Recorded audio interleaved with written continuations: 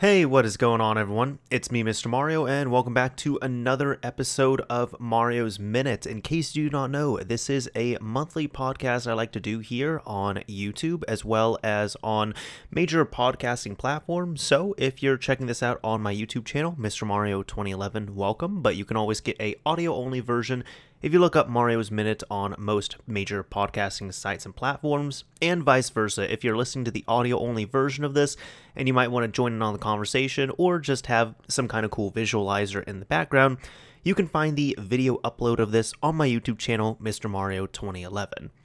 Now, I guess this month we're going to be doing one of these solo episodes, and for anybody who does not know, I like to kind of alternate on here every other month.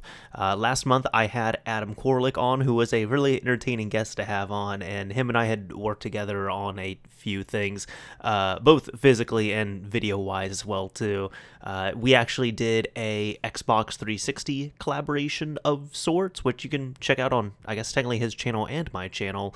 And we are also, well, no, I guess I'm working on the videos with that. In short, I worked on a couple systems for him, and I'd done some videos on them. I have a Xbox One X that, well, now he has it, but I had worked on his, just installed a SSD, cleaned out and all that, that I'll probably release 1 or 2 videos on, but we're not doing any hard collaboration on that. We did on the 360 though, so that was a fun time. But either way, let's go ahead and get into this episode. I do have several topics I want to hit here, but I'm going to try and kind of keep it concise as well too, to stay within, the time frame that I want. So, first of all, it is right now June of 2020. I hope everyone is safe at the moment. The topics I'm going to talk about right now in regards to this, which would be related to the quarantine itself, or I guess, coronavirus and all that, these are... this is changing every single day, right? As we already know. So I guess the good thing is it would be interesting to listen back on this later on if anybody's coming to this later. Bad thing is, don't rely on this for news, is what I'm saying, which I'm not trying to break news on here, mind you. This is just a podcast that I put up. It's not a news type thing. So far, at least for me personally, I am about... I am just over 3 months now into a self-quarantine, I guess you can say here. For anybody who does not know, I do have a day job, and I do work in tech. So thankfully with that, I do have one of the jobs where I'm able to do my job 100% remotely with no issue. You just give me the hardware and an internet connection, and I'm ready to work. I'm all good to go. And my company, thankfully, has been really progressive with this, in which they're saying, they've been real cool about, is what I'm saying. So, we were originally sent home like around the middle of March, and we were supposed to come back within a few weeks, and then they extended it out, and they extended it out again, and then just recently we got our biggest extension that we had gotten out of any of these dates, which was about a 2-month extension. So right now I'm still going to be at home until at least August, like optimistically early August. I could probably go back into a facility, but I'm gonna be honest as well too, I'm actually not really in a rush for that either. I've gotten pretty comfortable with being at home. I like saving money and all that stuff. I'm one of the people where I'm thankfully in a good position for this. I know there's some people who either they don't want to be at home all the time, or they simply can't be at home because of their job. There are still going to be essential jobs. There's also still going to be companies that are going to say, hey, even though we can work remotely 100% of the time, you all have to come back in office, which I don't agree with that at all, especially if you're in a more high-risk area. I do think we should do our best to, if we have the ability to stay at home, to work at home, to socially distance from others, to slow down the spread of coronavirus, I am completely for that. So this has been working for me at least, but I know for other people, it's probably been driving them nuts. Like, if there are people who have to be, again, essential workers, I understand they still have to be out, they still have to risk things and such, and risk their lives, risk other people's lives. I totally get that. Then there are other people who they might not have the best home life, or, you know what, this isn't even a bad one here. It's just, if you have a house full of family members or full of kids, or an apartment just completely packed to the brim, with family, like you're in kind of a smallish apartment and you got like 6 people living in there, yeah, I can get how that would just kind of drive you a little bit crazy. So I totally understand that. But either way, I really hope everyone is doing the best they can right now. Both, well, not both, but I guess with, emotionally, physically, health-wise. That's why I said not both, because there were multiple things I was trying to pack in there. But I hope everyone is doing as best they can. It's still definitely spooky times out there for sure. If there's anything I can harp on for people to do and just take away from this, if you're listening to this podcast and you're thinking, hey, what can I do for this to help out and make Mr. Mario happy? And if you want to do that, awesome. But this is, I'll just say, wash your damn hands. If you don't wash your hands, you're a filthy animal. All right, wash your damn hands, and wear a mask as a common courtesy. That's been one thing I've actually been surprised with. I've been wearing masks for the last at least month or two, something like that. Definitely, yeah, I'd say about the past 2 months or so. At first I wasn't. I still don't really do the glove thing, but I'll bring hand sanitizer with me everywhere. I do wear a mask. I've actually gotten pretty comfortable wearing a mask. I kind of like the trend as well too. So I'm one of those people where I don't really mind it. I do the fabric masks though, so they look cooler. They're more comfortable, all that fun stuff. I have family members who they use the disposable masks and they complain, oh, it hurts or it's uncomfortable or it fogs up my glasses, and it's like, yep, yeah, they will do that. It can at least be cut down, like, fogging and, discomfort and such. That can be cut down dramatically if you go with a fabric mask, which I definitely recommend people do. You can either make your own or you can buy them for like, I don't know, at most $10 per mask. But even I got a pack of 3 for $10. So that's what I can recommend on there. So yeah, I guess on that as well too, I did have, as part of the, kind of self-quarantine I've done here, ironically, and I'm just going to stress here, I've been very careful about this, and I'll explain it and such. I've done a little bit of traveling. I've had some traveling occur as well too.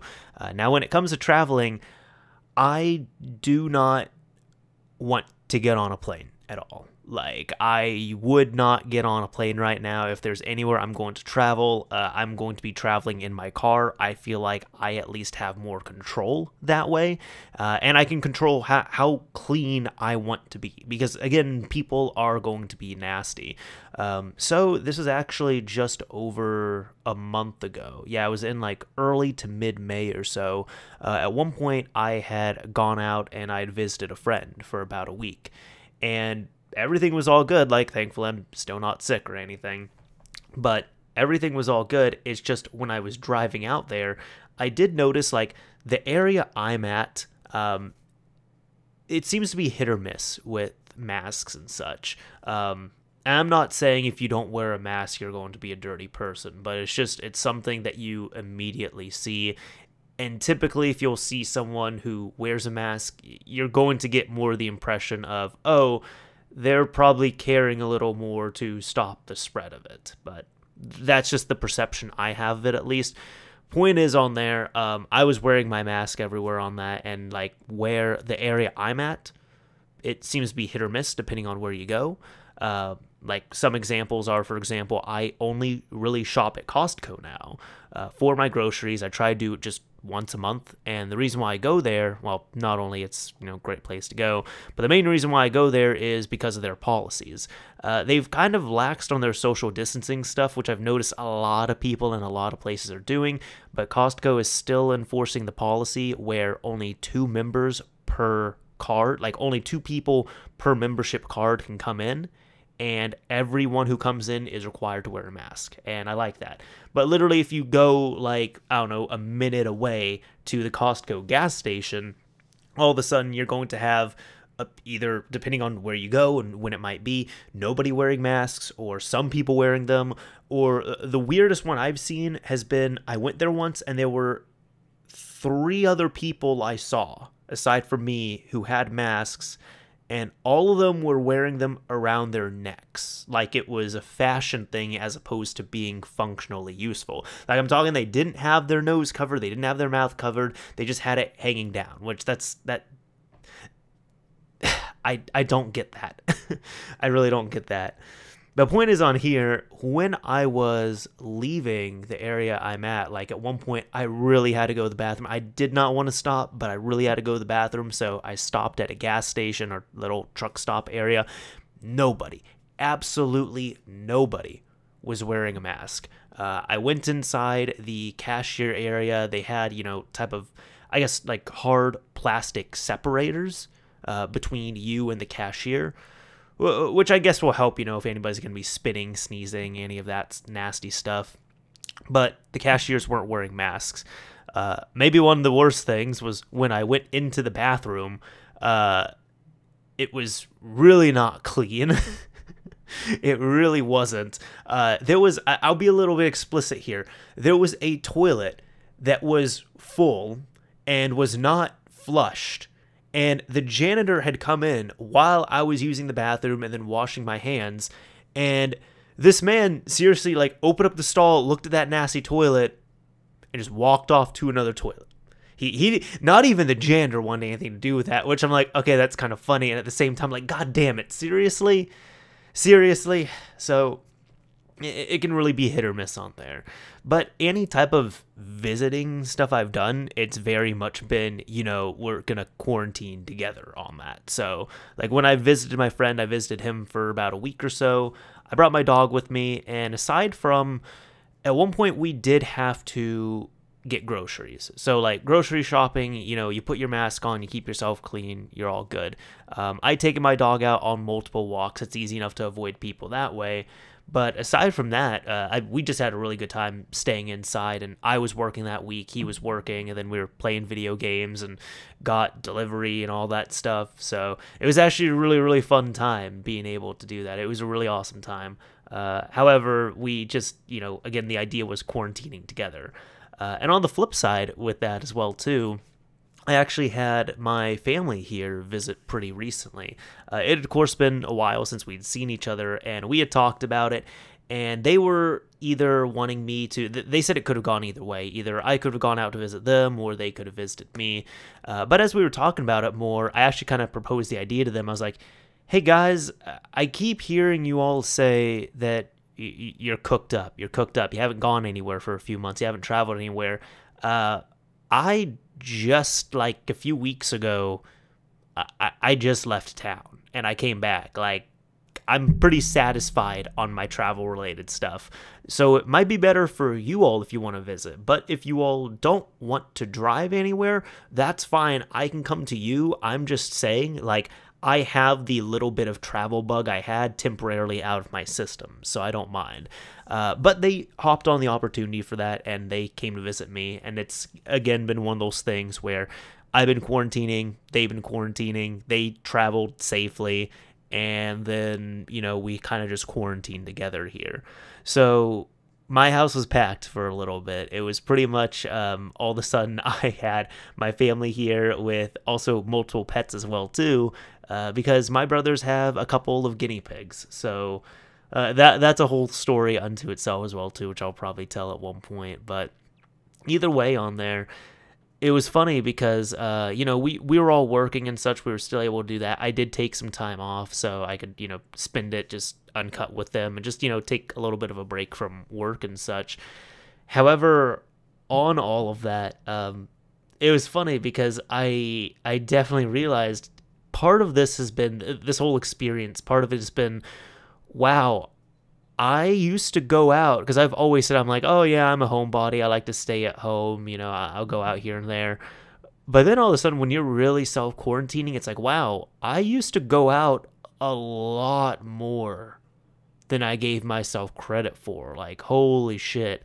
Because I don't really just, like, idly go out anymore, or I don't just, window shop or browse. Like, whenever I go out, unless even walking my dog, actually, there's always some kind of goal in mind there. So even if I go outside, I'm going out to walk my dog. Yeah, I enjoy that. I like listening to music, for 20, 30 minutes at a time, working up a good sweat. But there's a goal there. If I'm going to be going out somewhere, it's going to be shopping. It's going to be picking something up from the post office. It's going to be shipping something out. It's going to be accomplishing something that I'm trying to do. I think throughout this entire quarantine, there's only been one, maybe 2 times where I went out with like no goal. And by that, it's just like, hey, I'm just going to go and drive. And that's it. Driving just to drive. That's it. Just aimless driving. Which even so, I haven't really done that because I haven't felt the need to recently. Also, it's kind of nice not spending the money on that stuff. And the savings have been real cool on there as well, too. I'm not really spending as much on gas. Plus, I just found out my car insurance has gone down to... I'm saving over half of what I was spending on car insurance, is what I'm saying here. Simply because mileage is not racking up right now. And it's not just me. It's tons of people all across the U.S. who are going through the same thing. So that's good, depending on who you talk to. I guess if you're in the insurance industry, it might not be the best because there's not as many accidents that are happening, so there's not going to be as much money to be made. But, it works out for me, is what I'm saying. So on that, when I had my family here, it was funny because there were several times, like, they were talking about, like, going out somewhere, doing something, and I just straight up said, I'm like, no, I'm not going to do that, or I'm not going to go this place, or I'm not doing this thing, or even, I think one of the things of it has been, traditionally, I don't really do delivery for food. I would eat at a place, which I certainly don't do now. That's one thing I will not do at all. I will not eat at a restaurant. I see people doing that, and I'm just like, you do you, that's fine. I am not eating at a restaurant. If I really want restaurant food, I'm either doing delivery, which is going to be contactless, or I'm going to do carry out on there if there's not any other option. So that's typically what I've been doing. But there's been several times where I ordered food, and I either said, no, I don't really want to go out all the way to this place, or I said, I just don't want to leave. Like, I really don't. So I would go and order food. But again, it's kind of, it's been a little jarring and eye-opening where I was like, wow, I used to go out a lot more than I ever credited myself for. And it's funny because I think my family even noticed that a little bit as well. Because I even told them multiple times over the week they were here, I was like, guys, I told you all, like, hey, if you all visit, we're not really going to be doing that much. Like, I mean, I certainly don't mind walking nature trail or walking around the neighborhood, doing something like that. But we're not going to be, driving all over town or checking out these places or doing these other things. Like, I don't do that. Like, I just don't do that. I think there was one place we did go to. There were a few shops to, like, buy things that we needed that we went to. And there was, like, one leisurely place we had gone to, but for the most part, we kind of just stayed put and enjoyed each other's company, which I don't think there's anything wrong with that, especially if family is living apart from each other and they're together all of a sudden. So it works out well enough, but that's kind of been my own quarantine update. So I kind of just wanted to provide that there, and, that's all that's been going on in regards to it. Again, I'm hoping everyone has been doing real well, as well as they can right now. I know it's been good or bad in some places, and, between jobs and such. I'm just trying to wish the best for everyone, man. I'm just sharing my own experiences right here. So, let's see. Looking at the PS5. I don't have all too much on here, and just look when I spend 20 minutes on it. I have no idea. I don't have all too much to talk about on this. Maybe I'll just talk about, next generation systems in general a little bit. I'm sure that'll come up, but I want to more specifically talk about the PlayStation 5. So the PlayStation 5 was announced pretty recently, and, well, not announced, it was revealed pretty recently, but right now we can only really rely on kind of sort of leaks for release dates and prices and all that stuff. And there's a few things that we do know of, like we know what the system looks like, we know the form factor, as best as we can scale it and such. It's interesting. I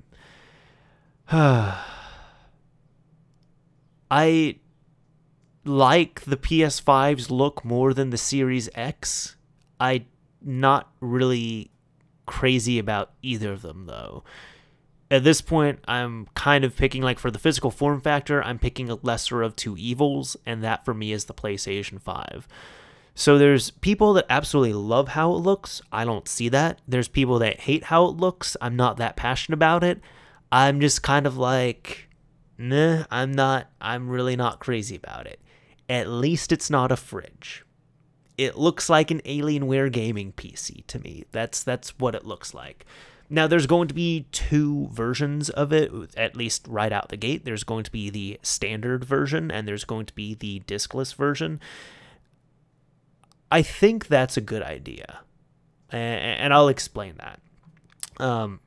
I do, the negative side with it is, as a physical collector, as somebody who still believes in physical media, and I pick that up and all that stuff, and people are still picking up physical media in droves. Look at Final Fantasy VII Remake, look at Animal Crossing New Horizons, look at Last of Us 2.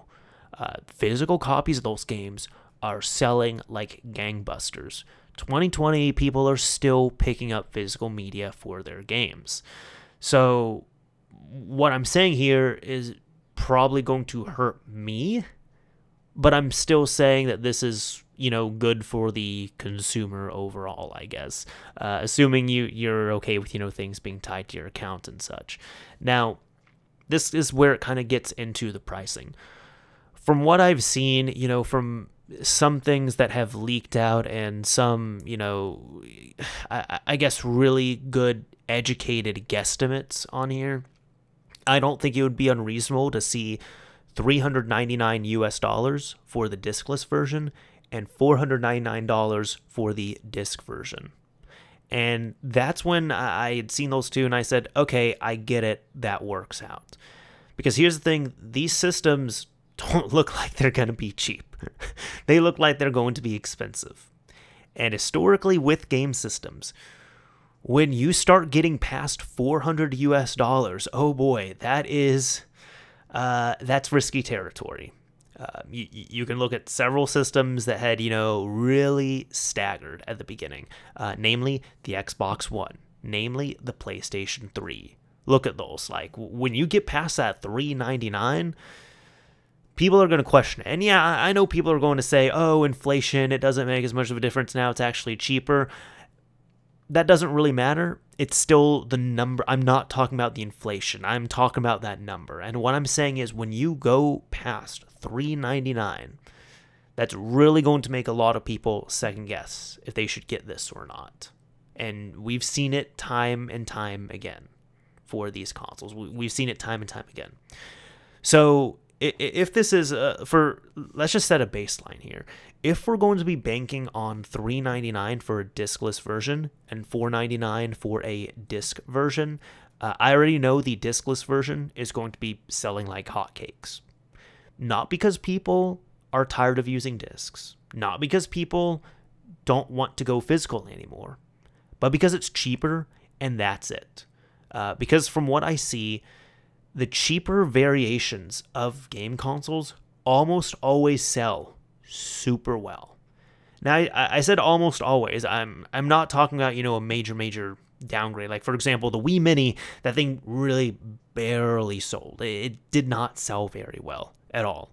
But that was because that was such a heavily gimped version of the system. There's been other systems as well, too. I've seen, like slim consoles. I know the PS2 Slim sold incredibly well. The PS1 Slim, I think that just came out too late into the life cycle, and there's kind of a sweet spot as well, too, with that. With bringing something out later on into the console's life cycle when it might be appropriate and such. But this is not a slim version here. This is just a discless version. And again, I think the discless version will sell much better just because it's cheaper and only based on that. And when a lot of people pick up this system and they realize it's diskless, they're either just going to deal with it, or they'll say, oh, I guess the PS5 just isn't really doing discs anymore, and they'll go digital. And I know that's what Sony's wanting to do. That is not what I want to do, but I know that's what Sony is wanting to do because they can control their licensing more and such, and that's just where the future is going on there. So I get that, and I'm trying to hold off as much as I can. For the consumer, though, what I'm saying is, there's a lot of people who they don't want to mess with discs. They don't want to use discs. I know, like the Xbox One, for example. I know the Xbox One SAD edition. In case you don't know, the Xbox One S all digital version. I think that might have come out a little bit late because I haven't really seen it moving a whole ton of units. But I also think it was a little bit too expensive for what it is. The point is on there, let's even look at the Xbox One. You had the original Xbox One, the VCR model. It started selling better when they dropped the price on it. Then they came out with the One S, which is, from what I've seen, always sold well. And then they had the One X, which is selling well, but not nearly as well as the One S. And that's simply because it's a more, it is a more powerful system. It is a more premium system. Totally get that, and that's fine. Most people don't care about that, though, especially when the price is going to reflect that. Now, right now, 2020, you can pick yourself up a 1X for like $300, which is a really good deal. Don't get me wrong. But people are going to just look at the price. They'll say, well, why would I spend $300 on a 1X when I can spend $200 and still get a 1S? They're both Xbox One, right? Yes? Okay, so I'm just going to save the $200. I don't care about all this other stuff. So that's what I mean where I say, like, those cheaper variants will almost always sell a lot better. Now, the 1S all-digital version, again, that is a 1S that does not have the disk drive in there.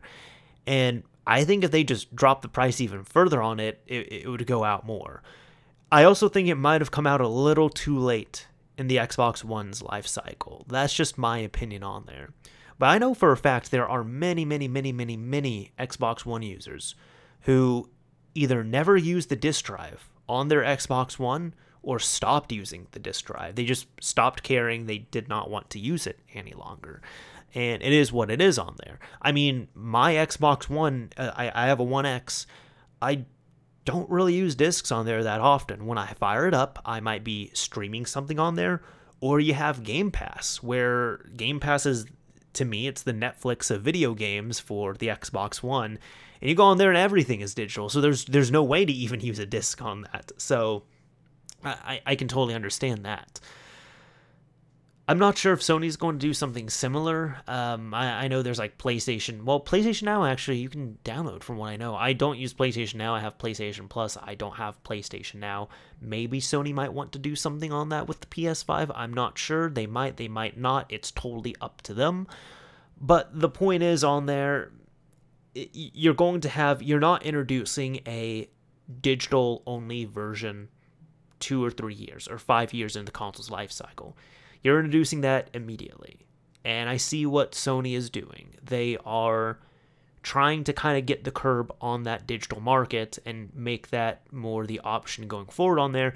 And if you want the quote-unquote premium version, which at this point it's not premium, it just has the disk drive in there, you can pay $100 more, which a lot of people aren't going to do. Honestly, I don't think a lot of people are going to do that. I am going to do that because I still plan to use discs and pick them up and such, but we'll see on there. The other thing as well, too, kind of coming back to price in regards to the PS5 is, to me, this looks like this is the only way they could have sold a PS... Like, if we're sticking to that $399, I think this is the only way that Sony would be able to put out a PlayStation 5 brand new at launch and either make a profit or not lose that much money per unit and still keep it at $400 or less, just axing the Blu-ray drive. At that point, they don't have to pay for Blu-ray key licensing per system. They don't have to physically put in a Blu-ray drive into every single system. Different form factor as well, too. Slightly different form factor, mind you, because that's one thing I've noticed. The Xbox One S All Digital Edition, they just yank out the disk drive, and that's it. It's the exact same system. They just yank out the disk drive, and there's no slot on there.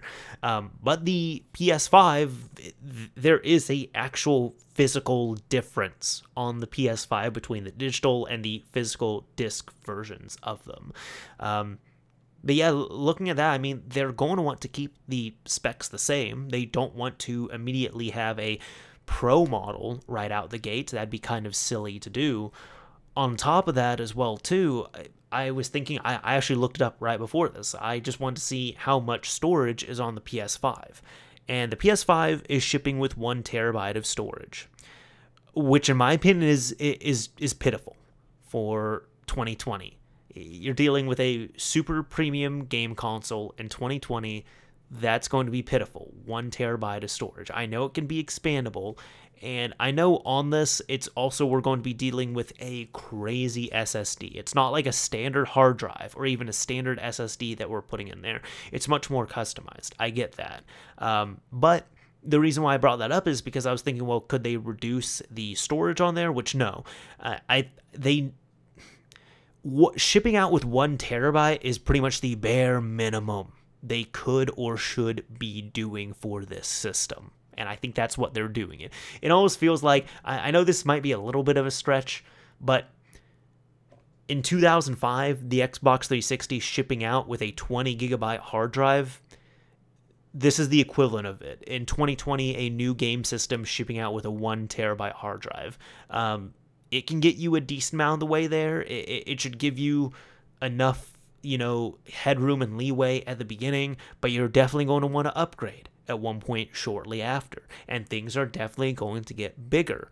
But if you are just starting out on here and you need something for the first few years and you can kind of manage with, your data management and such, a 1 terabyte in a game system in 2020, again, that's good, like in a modern game system is what I'm saying here.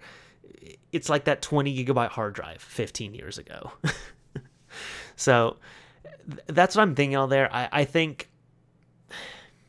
that's really about it. That's removing that disk drive is going to be the only way they can get to be under $400 or right at $400. And I think that's probably going to be the way going forward. Now on the Series X, it's been interesting to see that I've seen more of the just, the regular Series X, the one, the fridge looking thing, the thing that looks like a fridge that has the disc in there. And I've been seeing reports that there's going to be a discless version, which that doesn't surprise me either if Microsoft is doing that same thing. Hell, in my opinion, Microsoft has more of a leg to stand on because they can pretty much say, here's your Series X, here is your cute little box that doesn't have the disc drive in it anymore, and all of your games that you can ever want to play are going to be on Game Pass. And don't ever worry about getting bored because all of our first-party games will be available on Game Pass day one, so you don't even have to pay for them separately. So I think they have a much bigger leg to stand on in regards to that, and that makes more sense.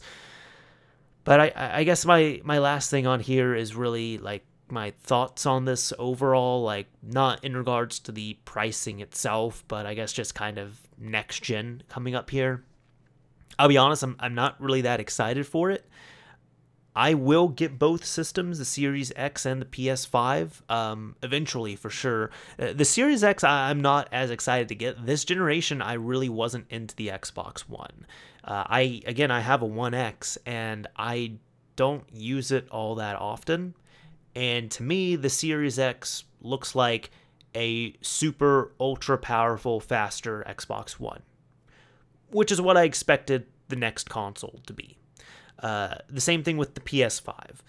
To me, and I've said this multiple times throughout the years, I think the architecture that we have on the PS4 and the Xbox One, I think, developers are happy with it. I think people are happy with it as long as the developers are happy with it and they're actually making use of it. And there are so many years set into this right now, set into this standard, that I don't think Sony and Microsoft need to or should be trying to reinvent the wheel come the next systems. What I think that these companies should do is they should make the PlayStation 5 a super ultra powerful PS4, and they should make the Series X a super ultra powerful Xbox One. And then when you build out your games, there's going to be exclusives later on, don't get me wrong, but at least when you have the cross-compatibility stuff, you essentially have it as a spec on there. So you have one build of, let's say, Cyberpunk 2077, for example. And the way they're selling it to you is, hey, you can pick it up on PS4, and when you pick it up on PS4, you can also get a free upgrade to the PS5 version. I haven't seen the tech on this, mind you, but I guess what I'm expecting of that is it's all going to be built to one. It's going to be built for one system, and then your spec is going to depend on what fidelity the game is going to run and such. It's going to be like presets on a PC game. So you fire up a game on PC and you have, your low, medium, high, and ultra. So it's like on this, for example, let's say, again, Cyberpunk 2077. You pick it up on PS4. If you put that disc into an old PS4 or a PS4 Slim, you're going to play it on low or medium settings. That's going to be the preset for you. Or let's say, for brevity's sake here, let's say it's going to play on low settings. And then you put it in a PS4 Pro, it could play on medium settings. You pop it into a PS5, it's going to default to ultra settings. And I guess that's my gross oversimplification of it, but that's what I am expecting to see on this. For example, the reveals of the Series X and the PlayStation 5, I didn't really get that excited for them. Like, the game reveals is what I mean, because there wasn't really any gameplay that was shown. Plus, low quality streams and such on there that I was watching, but it all just looks like really nice looking versions of what we have right now, which is what I would expect. I'm being pretty realistic on it right now. The reason why I would pick up the PS5 first, because I do plan to get that. I might get it on launch. I probably will. All right, let's just be honest. I probably will get it on launch. And one of the reasons why I'm going to do that is because, well, hell, I like Sony. I'll probably like the PS5. Cool system. Plus, there's going to be exclusives on there that I can pick up, and I've enjoyed the PS4 more. The Xbox Series X on the Xbox One side of things, I haven't enjoyed the One as much, and this looks like it's going to be an extension of the One, which is fine. But they're also really not going to be giving me a huge reason to upgrade anytime soon, especially since there's going to be new games will still be coming out on both platforms. And Microsoft has confirmed, they've done a hard confirmation and said, year one, there will be no Series X exclusive games.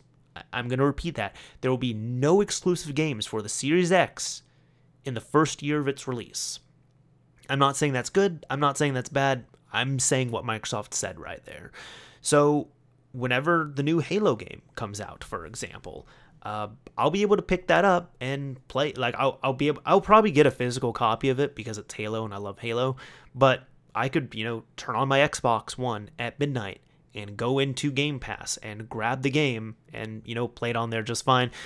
And I'm sure it'll be okay. If anything, it might even play a bit nicer on the One X. And that might sound a little bit odd, but this is a game that's being developed first and foremost on the Xbox One, and it's going to be ported or put onto the Series X. We've seen similar things before. I know completely different platforms and such, but I'm just thinking like Breath of the Wild, for example, where Breath of the Wild, even though that was a Switch release game and it came out the same day the Switch came out and it was a launch title, that was a port. That was a game that was very much built from the ground up and built in mind and released on the Wii U, and the Switch got the port of it. And in some ways, namely like loading and such, the Wii U version was actually better for a bit. I think now that it's been a while since I've played it, but I think now after patches and such, the Switch version is the better version to play, but still, I've just found that funny. So like it wouldn't, what I'm saying is it wouldn't surprise me if Digital Foundry does their video and they compare the Series X version and the One X version of the new Halo game. And when they compare them, they're just like, yeah, the Series X version, it's awesome on all these things, except the One X version loads faster here and there, or it doesn't have as much pop in, or it has these other things that make it a little bit better. And if that happens, that wouldn't surprise me all too much. Yes, even with the super crazy SSD on the One X, or not the One X, on the Series X, it's just kind of growing pains of being on a new system. And yes, I know people can say as well too, it's going to be the same platform, it's going to be the same ecosystem, it's going to be the same architecture. I agree, but that still doesn't mean that there's not going to be growing pains. Because just think back, and this is the last point I'm going to make on here, just think back, let's go back to 2013. 2013, these consoles were announced, the PS4 and the Xbox One, and x86 architecture was the thing. And people said two things. They said, first of all, these things are going to get hacked right out the gate. That really didn't happen. Second, people said, oh, well, because it's x86 and developers have been working on it for years, both these consoles are tapped out. They're maxed out already. That's it. What you're seeing right now, this is the best we're going to get. We're not going to get any better. That's not at all true either. You can look at games that have come out this year and last year for these systems and compare them to games that were coming out in 2013, 2014. And there's definitely leagues improvement on these systems. Leagues improvement, like on games that you're seeing here.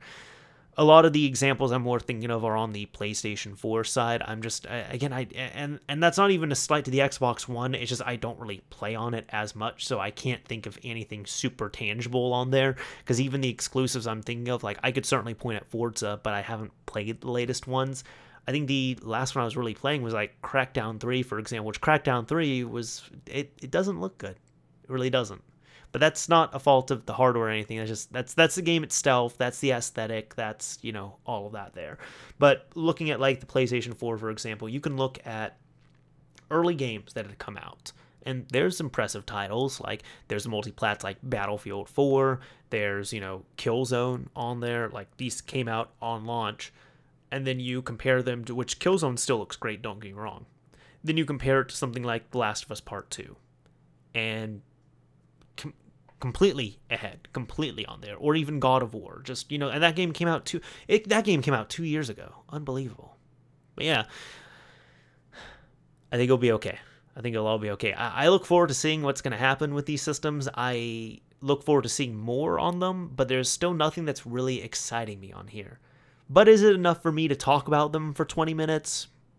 Yeah, that just happened, so I guess there's that. So I wanted to kind of give a little bit of a thank you here for anybody who's been listening and watching. It's been one of those things. All of us have been at home. I myself, at least, I've been at home quite a bit just because of, self-quarantine and such, as I talked about earlier in here. But I've noticed this. I've tried to, and I hope people have noticed this, I have tried to upload a bit more often. So I used to upload just like all the time at different times, and then I started going on a schedule where I was uploading twice a week. Then, because life got a little bit hectic, I actually downgraded that to once a week, and I would do my podcast occasionally in the middle of the week. Well, part of this, because I've been spending so much time at home, because I have some more time to do things like so many other people, I've said, you know what? I'm going to push for twice a week again. I'm going to be doing 2 video uploads a week. So I think in May, I did that almost every week. But actually, I was going to say in April, I did that almost every week. In May, I did 2 uploads per week. And so far, June, actually, yeah, once this goes out, yeah, because I'm recording on the 23rd, it's going to go on the 24th. I have a video set up for the weekend. In June, I'll be able to do the same thing. So that's been one thing I've been pushing myself to do on there, just saying, you know what, there's not really much of a reason for me to not do 2 uploads a week, so I'm going to do that. I certainly can. It's just, again, before, my life was just a little too hectic to be doing 2, so I was only doing 1. But on that, I've noticed that from the past, maybe in the past 4 or 5 uploads, people have been really awesome. People have been really supportive. There's been a lot of love in the comments. There's just been positivity and such. And it's not even just the latest videos. It's just been kind of across the board.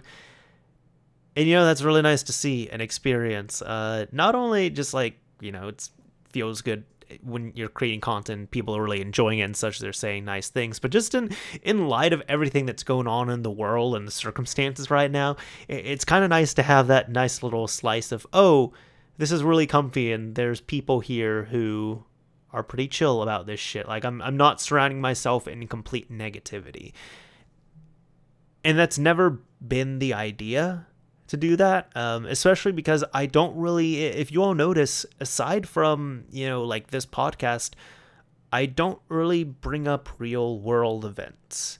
And I very much do that on purpose. One of the things is I don't really want to put that stuff out as much on the channel. The other thing, too, is I believe that people would need escapism. So this podcast is definitely more of an anomaly, at least here on the channel, because this is just me talking about whatever the hell I want to. Like, if you don't like a topic I'm talking about, guess what? You can skip over it. There's not going to be as many people who are going to tune in to Mario's Minute. The people who want to listen to Mario's Minute are the people who want to listen to me personally. And if you're here, I really do thank you for that. I really appreciate that. The point is, there's not going to be that many people. I'm not going to say nobody, but there's not going to be like that many people who are going to say, oh, I really liked this tutorial, so I'm going to watch this 1 hour personal upload from this guy.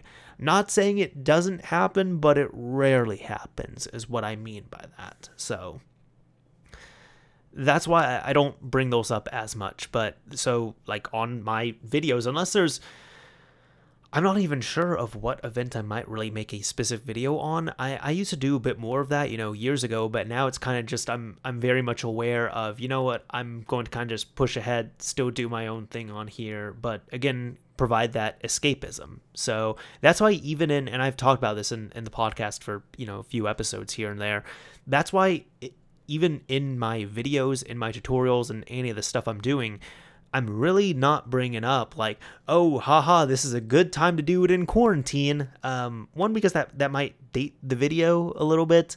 I'm not sure how good or bad that will age as a joke. But also, again, I'm aware people need their escapism, all right? Like, an example here. I've seen this a lot. Somebody dusts off their PSP that they found in their attic, because all of a sudden they're cleaning their attic because it's, quarantine time, and that's what they're doing. And they find their PSP and they say, hey, I kind of want to mod this thing because the UMD drive isn't working as well as it used to on here. So they find one of my videos. I don't think they need quarantine and coronavirus jokes in that video. Like, they're already aware of what's going on. They're dealing with it. They just want a video where it's like, hey, this is how you do this from start to finish, the end. Hope you're happy. And then they're happy, and then they might like the video, leave a positive comment, and be on their merry way. I think that's perfectly fine. But I want to say, at the end of this, thank you to everyone for listening, watching, and, the positivity has definitely been noticed. I can absolutely say that. All right. So I have one story here I'm going to share. And for anyone who does not know, I worked at a local mom and pop video game store for about 2 years. And this is in high school. And it was just over 2 years.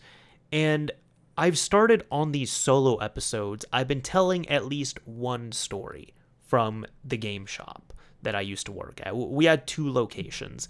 But there's one here I wanted to tell. I had this story on the back burner for a little bit.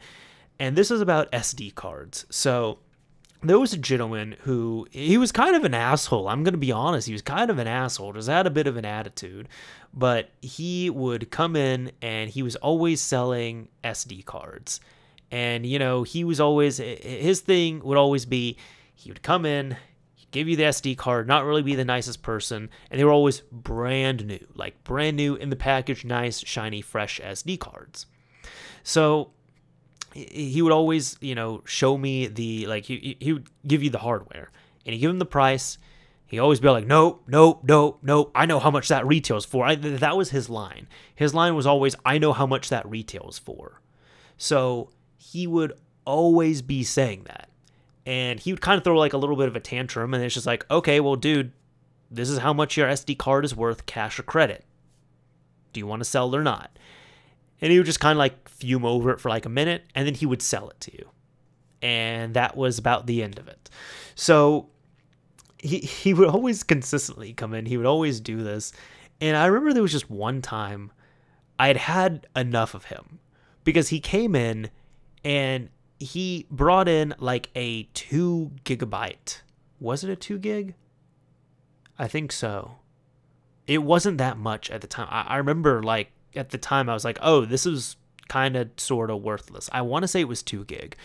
But he brought in like a 2 gigabyte micro SD card. Or no, just regular SD card. And he only brought in one of them. Because this dude used to sometimes bring in like 4, 5, 6 at a time, you know, because I guess disclaimer, I can't prove they were stolen, but ...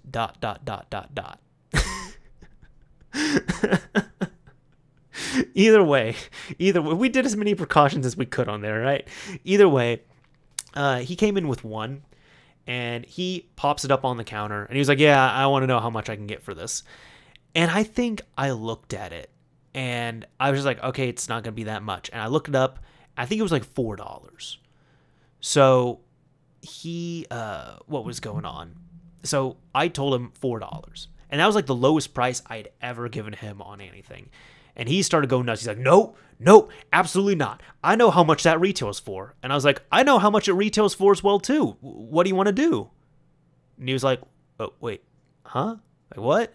I was like, yeah, I know how much it retails for. He's like, really? How much does it retail for? I was like, this thing sells for like $10.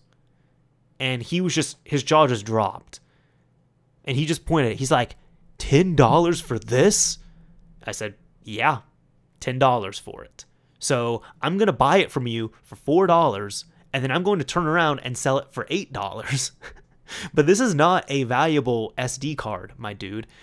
And then he just kind of pointed at it, and he was like, no, this isn't just a regular SD card. This is a high-speed SD card. And he pointed to the high-speed logo on it. And I kind of just stifled a little bit of a laugh, and I was like, I don't care what speed it is. It doesn't matter how high or low speed it is. This is a 2 gigabyte SD card. Nobody wants to buy this thing. This thing is going to sit here. Like, this is not going to move. So I'm telling you, I know how much it retails for, and this is how much that we're going to give it to you for. Like, I can give you $4, and I'm being generous on this. If you want $4 cash, I'll give it to you. If not, we're good. And of course, he sold it to me. I think the last thing, this is the last time I ever saw him on here. There was one day where he had come in multiple times. So he came in, and I was working by myself. My manager was off at the time. But he had came in, and he brought in several SD cards. And he had sold them. And at this point, you know, we were friendly with each other. So he was just like, yeah, I've got... No, I think the first time. He came in like 3 times that day.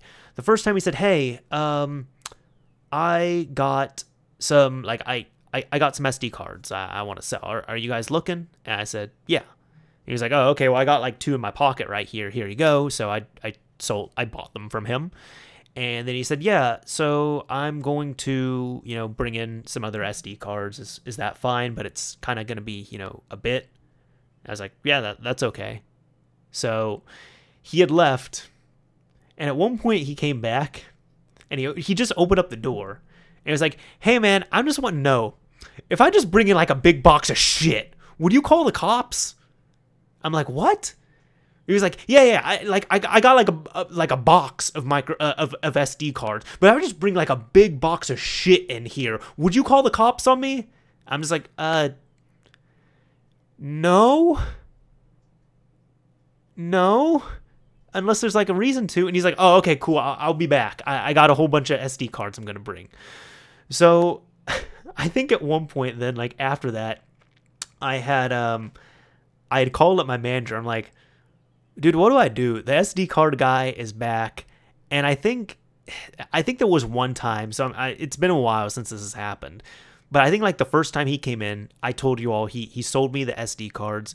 I think he came in one other time. And then the third time, he did tell me that it was the comments about the cops. He asked me, you know, if I bring in a big box of shit, would you call the cops? And at that point, I had to call up my manager. I'm just like, dude, what is the deal here? Like, I don't know what to do. This guy just straight up asked me if he brings in a box of stuff to sell, if I'll call the cops. And my manager was like, wait, are you serious? And I said, yeah, that's what he said. And he was like, yeah, if he comes in and tries to sell stuff, call the cops. I said, okay, fine. I'll use your citation. I'll do that. So we hung up.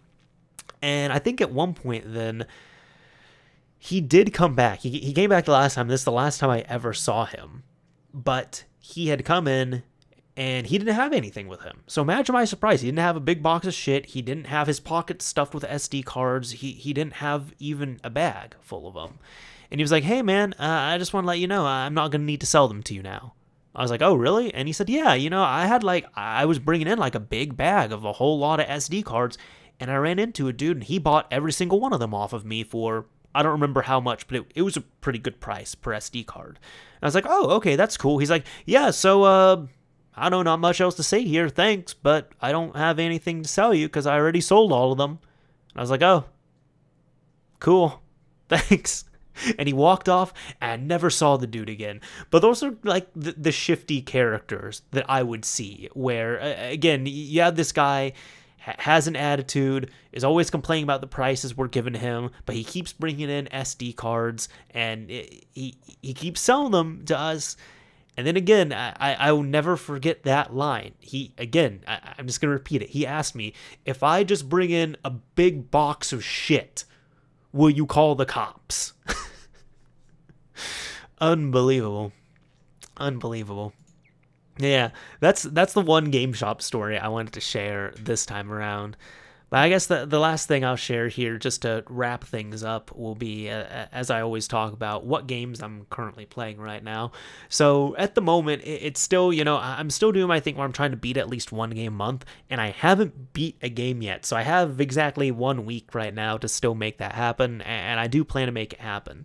But there's been a few games I've been playing. So first of all, I'm still pretty much Monday through Friday, I'm playing a little bit of Ring Fit Adventures. That's been a tough game, all right? That's been a tough game. That works you out, but it's great.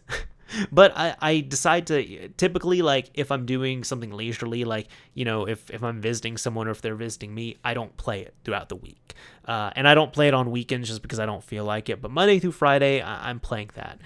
Pretty much every day I've been playing Animal Crossing. I've really gotten into the stock market on there, so I'm playing Animal Crossing New Horizons. I just found out recently you can technically beat that game, which is a shock to me, because I'm like, 30, 35 hours in the game. I don't really feel like I've done that much, because that's kind of the point. I've never looked at it as a game that you do something in or you have an end goal, but apparently there is an end goal. Apparently there is a quote-unquote ending, and you can make the credits roll in the game. Of course, the game will still go on after that, but there is a end goal to make the game finish up, which I had no idea of. I honestly had no idea there was that. So, color me surprised when I found out you could technically beat Animal Crossing. I don't know when that's going to happen. I'm not really very motivated to do so because I've been playing this game kind of aimlessly. But yeah, I'm playing it. I'm having fun with it. I'm just trying to upgrade my house in there and such, and, make my money back on turnips and turn that into bells, just big stacks of bells. And I've finally found, I think I was telling someone, at about 30 hours in game, I finally found a point to playing Animal Crossing for me. I now treat Animal Crossing as the game I will buy things in that I would not buy in real life, and or I don't have the space for. So I've got like multiple arcade cabinets. I have a giant server rack. I have the biggest bathroom I can imagine. Just stuff like that. And that's been what's brought me joy on Animal Crossing. So it's been those two I've been playing. I was really excited to finally get my hands on Xenoblade Chronicles Definitive Edition. I'm only about 2 hours into it, though, because I had ended up getting busy and I just couldn't focus on it as much. Plus, then I finally got a couple of visual novels I was really waiting for from Limited Run Games. I got 2064, I believe that's the name, Read Only Memories. I have not played that yet, though, so I'm not really including it on this list, but I've been playing Valhalla. That is a cyberpunk bartender action game where you are you're in a place called Glitch City. You are making drinks for all these people, including talking dogs. So it's not just people. It's dogs, it's cyborgs, it's all that fun stuff. I've been waiting on this game for a while. It's looked really cool. I bought it from Limited Run Games shortly after it was available, and I've been waiting and waiting and waiting. I've been waiting at least like 8 months to get my hands on this. And there's been so many sales I have disregarded and decided to not purchase the game on, simply because I already owned the game. It's just I didn't physically have it, but I had paid for it in full. I was just waiting for my copy to physically get here, and it finally got here, and so far it's okay. I'm just going to be honest. So far, it's okay. I maybe had it spoiled a little bit because I'd played another game that was pretty similar called Coffee Talk, where it just seemed like the coffee version of this, and I really enjoy Coffee Talk. I like the art style, I like the dialogue on there, I like the characters, and it's like the perfect length as well, too. You can beat the game in like 4 or 5 hours. I really enjoy Coffee Talk. Valhalla is great so far. It has more of a serious and a lot more of a mature tone to it. So that does manifest itself in language, themes, humor, all that stuff. And I'm okay with it. I guess I just really need to sit down. I guess the thing to me, for some reason, it's harder for me to sit down and just go all in on this game, as opposed to something like Coffee Talk or other visual novels I've played, which I wasn't really expecting, because I was expecting to just like get super sucked in and engrossed in this game. But so far that hasn't really happened, and it's been a little bit disappointing. And that's kind of a me thing. It's not really a fault of the game itself, and I can't really pinpoint why that is.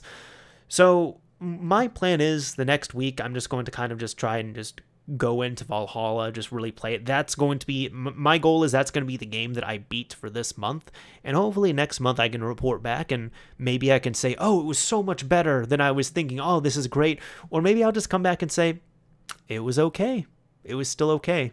I don't know, we'll see. But those are the games that I've been playing so far, so I think that's about it for this episode of Mario's Minute. I think we can wrap it up right here pretty easily. If things have seemed a little bit different or sound a little bit different this episode, I haven't changed anything on here. But this is the first morning episode that I have done. You see, for some reason, I woke up at 3:45 a.m. this morning. And after about 30 minutes, I said, I'm not going to go back to bed, because I'm way too awake. So, like, I took a shower and did all that stuff, and, like, I haven't even walked Lily, like, my dog, yet. I haven't even walked her yet, simply because it's still really early in the morning. It's, like, 6:22 right now when I'm recording this, like, when I'm wrapping this up. So, the nice thing is, I can at least get this all done early in the morning and not have to worry about doing anything in the evening in regards to this podcast. But this is also the first morning podcast that I've done. I don't even have coffee or anything because I didn't need it, strangely enough. But how about this? You know, that's going to be a good word. At the end of every single episode, I like to use a keyword, and if you use that keyword in a YouTube comment on the upload of this episode, I'll know that you made it to the end, and that keyword is going to be coffee. Do you like coffee? Do you hate coffee? How do you drink your coffee? Personally, for me, I prefer to drink my coffee black, and I prefer to use a French press to make my coffee. I've used to joke about being a coffee snob, but I'm like, well, one, it's not really that hard to be a coffee snob.